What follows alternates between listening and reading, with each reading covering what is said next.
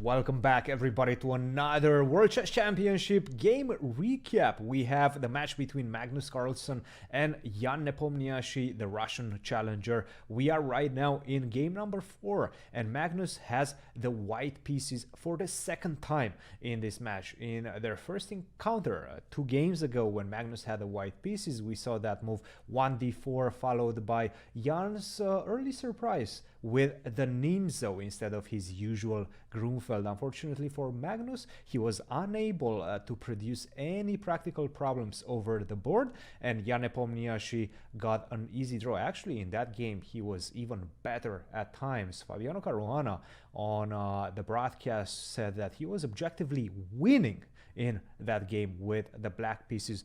Let's see what Magnus does in his second attempt with the white pieces. Game number 4. Let's get going.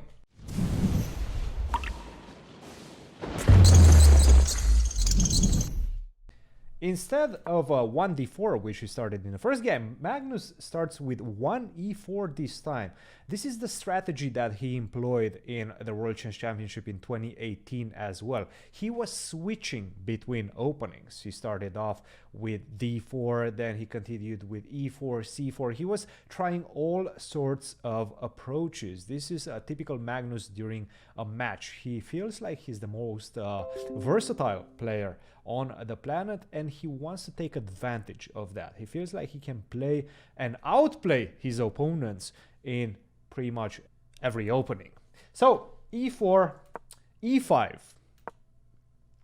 knight f3, knight to f6, and this is let's say quite an early surprise for the viewers. Nevertheless, Jan Nepomniachtchi did play this during the candidates event, and it seems like Magnus, when asked after the game in the press conference what he thought about this early surprise from Jan Nepomniachtchi, he mentioned that the PETROFF defense, one of the most solid defenses in chess, was actually one of the main focus of his team in preparation for this match, because Jan Nepomniachtchi, that is, played it during the candidates. So it seems like Magnus has some idea.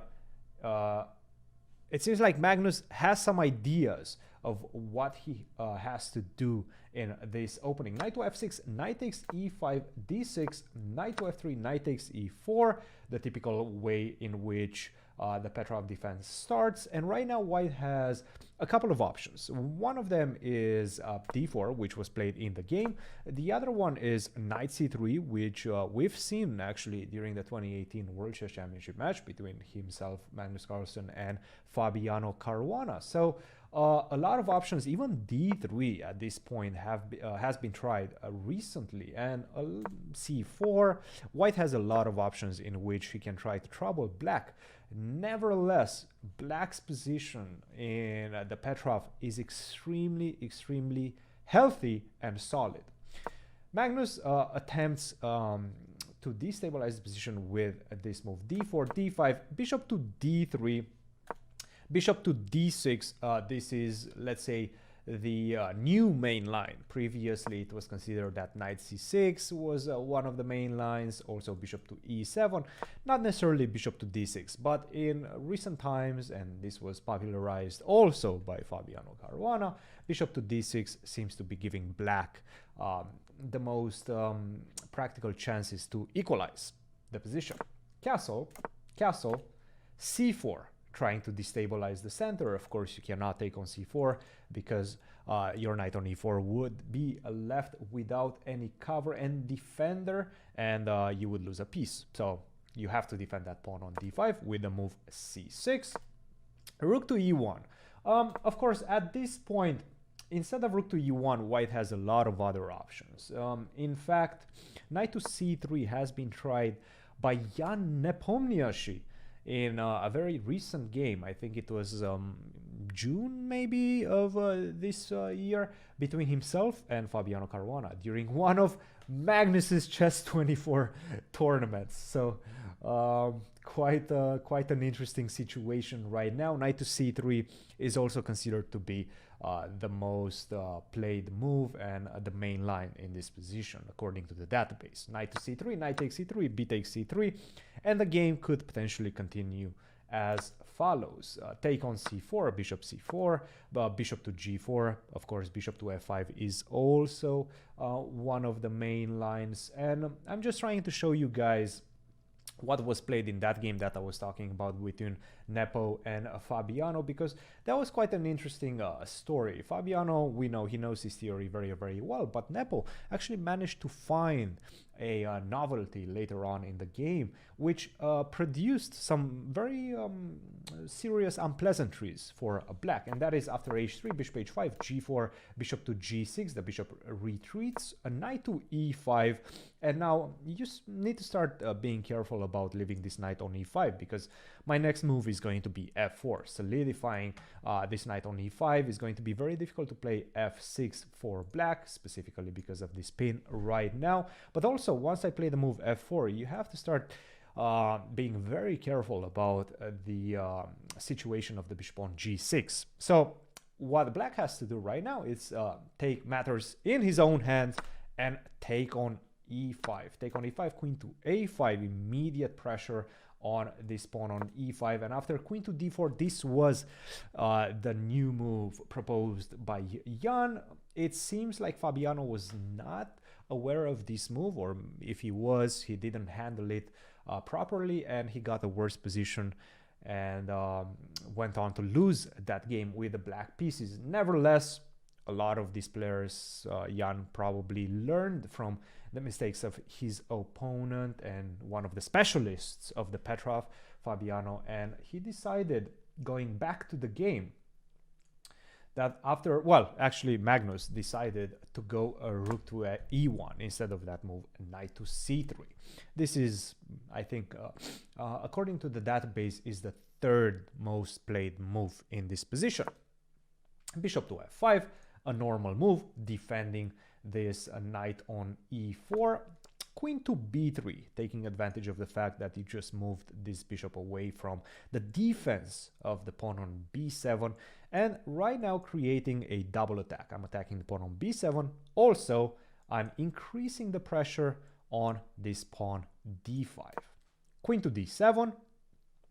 You have to be a bit careful. I was saying that I've increased the pressure on the pawn on d5, but I actually have not indirectly attacked it, because if you try to do this and take the pawn on d5, well, surprise, surprise, we know this type of discovery attack. We've seen it plenty of times. It's very thematic. You cannot take that pawn. Bishop takes h2 would pretty much finish the game. That is a check. You have to defend against that. You have to take with the king or the knight, and then the queen on d5 drops. You drop a queen, you drop the game, and everybody will probably laugh at you. The whole world of chess will probably laugh at you if you do this in a world championship match.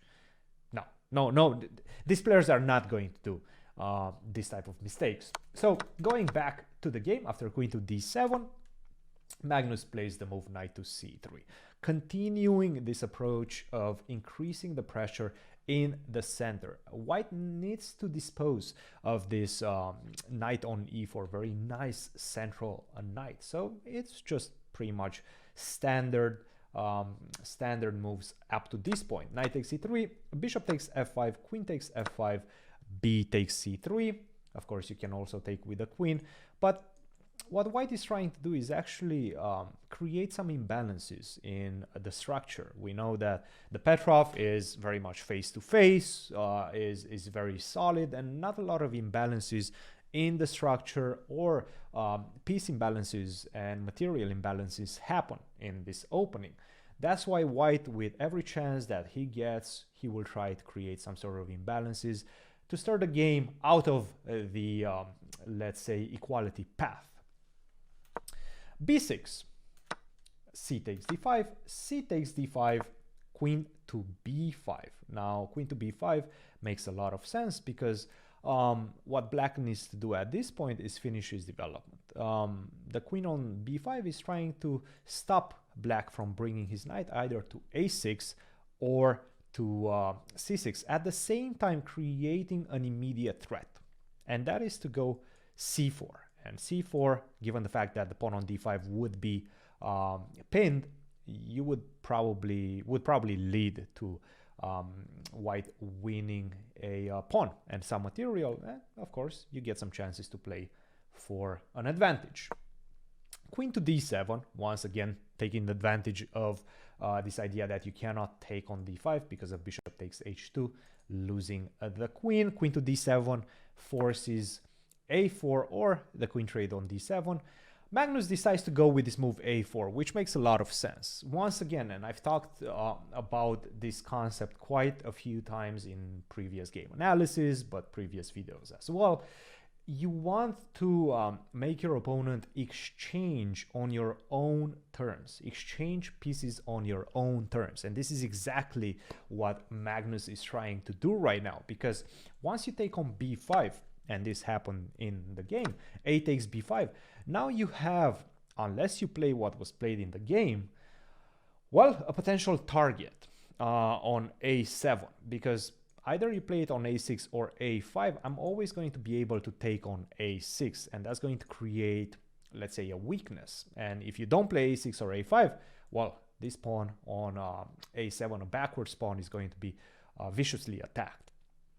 So immediately Jan decides to go a5, and I have a feeling that he was still within his preparation, because in fact this position up to this point has been seen, if I'm not mistaken, something along the lines of 3 times in practice. I believe those were actually correspondence games. So it has been analyzed at the highest level. And this is the novelty, knight to h4. Previously, b takes a6 was played, but unfortunately after knight takes, and I'm saying unfortunately for white because he's unable to get a clear advantage, after knight to a6, bishop to a3, we see a lot of trades, and it seems like black's position is just too easy to hold. The material is very limited, only a couple of rooks, knight and a few pawns, and there's no clear imbalances and no clear ways and targets for white to take advantage and try to put some pressure on black. After, let's say, rook to b3, I can go b5. This knight beautifully protects these two weaknesses, and I'm going to be able to potentially get the rook to c6. I'm going to control this entry square for your knight on e5 with a move f6. And it seems like this gives black enough compensation for, let's say, the structural weakness for equality. Enough compensation for equality. So going back to the game, after the move a5, Magnus decides to try this new novel approach with the move knight to h4. What does this do? Well, for once, instead of putting this knight on e5, which feels like the natural choice, this knight is heading towards f5. Black cannot allow the knight to go to f5. If the knight lands on f5, it's going to destabilize the position of this bishop. You do not want to go back to c7, because right now rook landing on the 7th rack would be just simply deadly for black. So knight f5 cannot be allowed on the board, and of course Jan knows that, and he plays the move g6. g4, knight to d7, and by the way, this move g4, a very crafty move. What you're trying to do and accomplish with this move g4, not only not allow black to expand and push his pawns further on, take more space on that side, because of course we know we like space. Also, not only f5 but also h5, and probably h5 is much more of a practical approach to take space on that side, and don't leave any squares behind, because for example, if you play something like f5 without the pawn on g4, just imagine that position, you would be leaving some very juicy entry squares for my rook. That rook on e6 landing there would be quite deadly. So not only that you're protecting against black's expansion, but also what you're getting ready to do is give this knight another target, and that is the pawn on d5. You want to get this knight to e3, target this pawn on d5, and the pawn on d5 is not going to be as easily defendable, because when you're going to land the knight on e3 and black is going to try to defend with the knight to f6, Now we see why a g4 is such a great expanding move. Not only that you're taking away all these ideas from black, but you're also going to involve this pawn into the attack, indirect attack of this pawn on d5. Once the knight lands on f6, you will be able to attack it with the move g5, force it to relocate from f6, and then pick up that pawn on d5. Of course, this sounds easier said than done, which it is, because black has other options to try to defend this position. Let's see what Jan did. After the move knight to d7, knight to g2 as predicted. And now knight to f6 was an interesting attempt, and it has been discussed quite a lot on the main broadcasts. Knight to f6 would request an immediate reaction by white, because of course you're attacking the pawn on a g4. And the most, let's say, predictable reaction would be to go with the move bishop to h6. Now, black once again has two options. One of them is the very stable rook to ch, which I do believe was probably going to be Jan's choice. And after rook to c8, a sequence such as knight to e3, rook takes c3. Now we trade some shots. You take my c3 pawn as black, I will take your d5 pawn. Rook to c4, focusing on the attack of the pawn on d4. And after a move such as rook to e4, now we see both sides having tremendous assets in this position. Black's main asset is this passed pawn, right? It's a very dangerous passed pawn. White's main asset in the position is the weakness of black's king, and it looks a bit unnatural, right? With this bishop on h6 completely locked by the pawn on g5, how are you going to get your piece back into the game? Well, the thing is, you don't want to get your piece back into the game. What you want to do is try to focus on the checkmating attack on the 8th rank. So, for example, a sequence such as the next one could follow a4, rook to e1. Of course, you do not want to go a3. You want to defend the 8th rank, so you have to go rook to c8.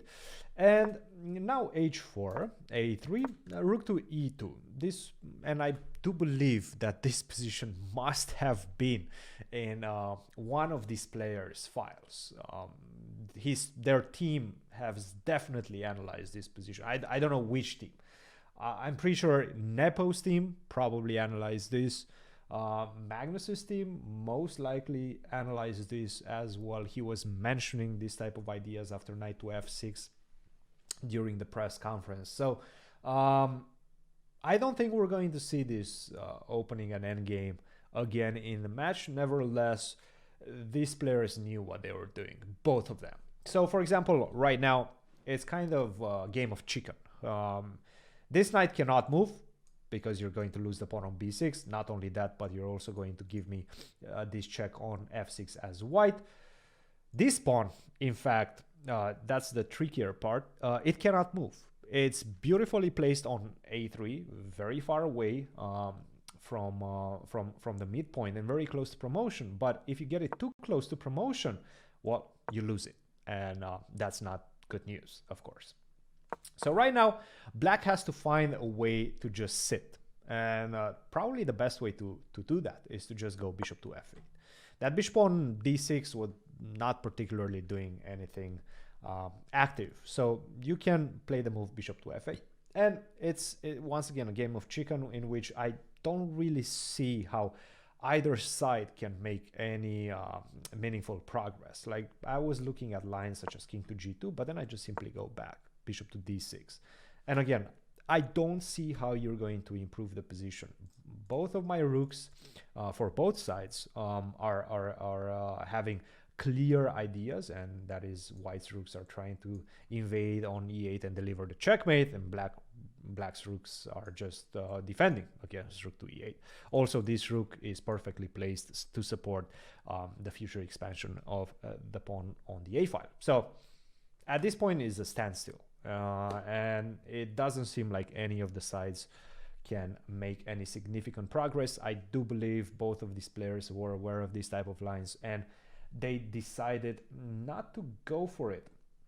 Another idea for black, and I was mentioning this after knight to f6, bishop to h6, was actually to take on h2. And it seems like a beautiful tactic, right? You cannot take on h2 because of knight takes g4. I picked up 2 pawns. I'm going to pick up your bishop and I'm going to be 2 pawns up, right? That looks pretty winning for black. And it is winning, in fact. But of course, after bishop to h2, black can just simply go king to h1.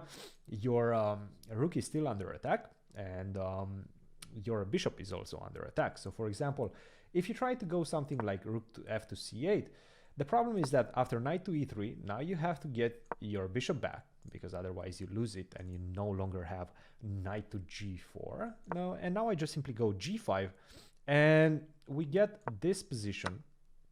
But it's quite obvious that this is favorable for white compared to the position in which this pawn was missing and the pawn on h2 was still on the board. Of course, this pawn can do some serious damage if it lands on c5, opens up the position, and helps white create another passed pawn. So you don't want to see this type of structure as a black. This would be almost winning at this point for white. So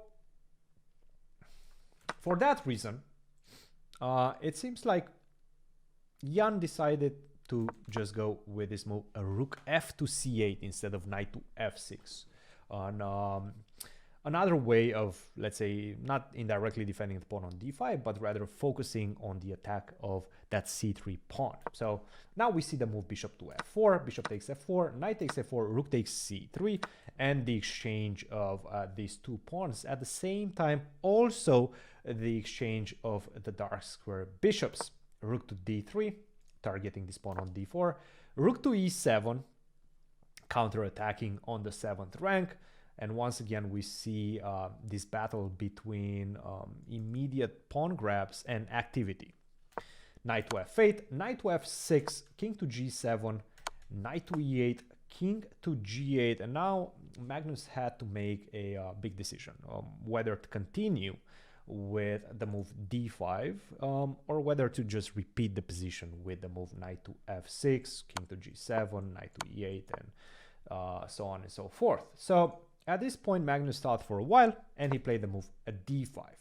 Now, if you allow this pawn to go too far, well, you're going to be in trouble, right? You can easily be lost very, very fast. But black has its own trumps in the position, and that is specifically the a pawn. Yeah, the a pawn with a rook behind, also a rook from the side supporting it, is going to be a very powerful threat to white's position. Knight to f6, king to g7, g5, a3, and now at this point it seems like knight to f6, king to g8, knight to f6, king to g7, and Magnus thought for one last time whether he has any ideas in which he can destabilize black's position, and it seemed and he reached the conclusion that he doesn't. For example, I do believe one of the only ways to try for something would be to go just simply king to g2. And for example, after a2, to go rook to e8. Wait for this pawn to go to a2 so that only this rook defends it, and then try to undermine the defense of that pawn by exchanging the rooks. Nevertheless, we would probably be seeing a position such as the one that follows. Rook takes e8, knight takes e8, king to h8, rook takes a2. Of course, if you go knight to f6, then I can just put the rook behind the pawn, and this is actually a very nice position for black as well. So rook takes a2, rook takes d5, and it seems like black is winning a pawn, right? But after h4, rook takes b5, white has plenty of compensation, and most likely we would be seeing another repetition. Knight to f6, knight to e8, king to g8, and so on. Black cannot really do much with his extra pawn. Everything seems to be very, very active. All the pieces for white seem to be very active, and black has to accept the fact that there's not going to be more than a draw. So this would have been a way to continue the game. Nevertheless, Magnus decided not to continue the game, just repeat the position, and we got this position. This was the end of the game. Both players seemed to be quite satisfied with the outcome of the game. Of course, as white, you cannot be 100% satisfied because you want to put as much pressure as possible on your opponent. Nevertheless, I would say a positive outcome and a positive that Magnus can take from this game is that at least right now he has clear information on what Jan is playing and what Jan's main weapons are against both d4 and e4. So once again, right now he can juggle. Is he going to go e4? Is he going to go back to e4? Is he going to go back to d4? He has options. His team right now, I can guarantee you guys, are tasked with finding ideas in both of these openings, e4, d4, the Petrov, the Nimzo. So we're going to see some very interesting developments come out from this new information in future games in which Magnus is going to be with the white pieces. Of course, for Jan, the very clear positives that he can take from this game is that he made a draw with the black pieces without too much effort. So he knows that Magnus doesn't have any, let's say, bombs right now that he can unleash on him and put some serious pressure. If his preparation, Jan's, that is, has been well crafted by his team, then he's most likely going to hold.